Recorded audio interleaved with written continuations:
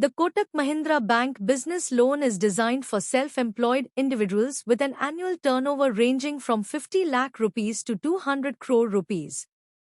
To be eligible, applicants must be between 25 and 65 years of age at the time of loan maturity, with a CIBIL score above 630 and no recent instances of bouncing.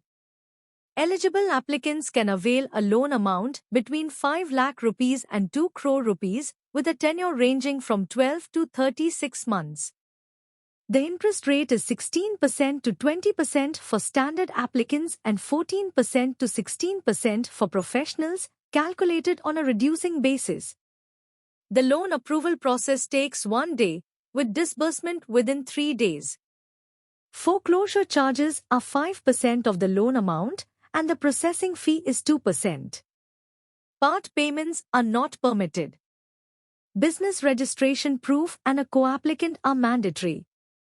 The business should have been operational for a minimum of 3 years, and the processing is conducted offline. A unique selling point of this loan is its provision for funding schools. The service is available within a 50-kilometer radius of the bank branch. Certain profiles are ineligible for this loan, including applicants with rented properties for both office and residence, as well as advocates, share traders, gym owners, and real estate professionals.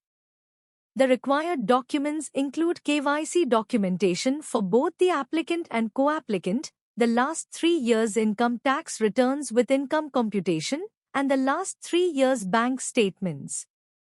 Additional documents include the applicant's Form 16 for the past 2 years and their 26 as for the last 2 years.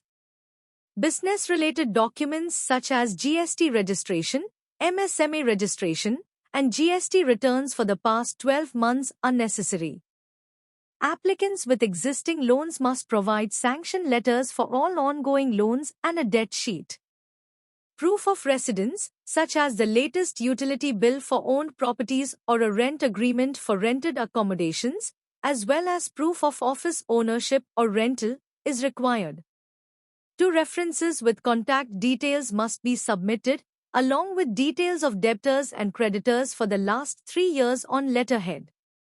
For companies, a list of directors and shareholders is required, and for partnerships or LLPs, a list of partners must be provided.